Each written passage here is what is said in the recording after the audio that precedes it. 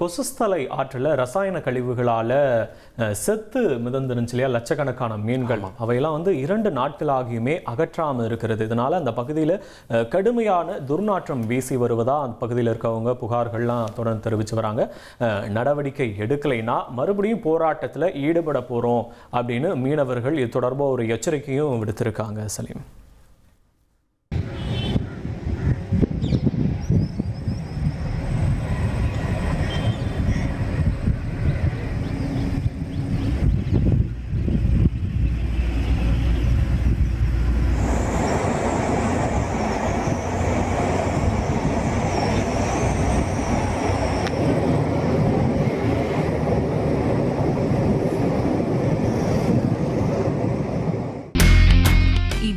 செல்லும் இடமெல்லாம் செய்தி.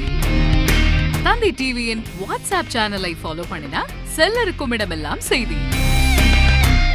இதோ QR கோட் இப்பவே ஸ்கேன் பண்ணுங்க, ஃபாலோ பண்ணுங்க.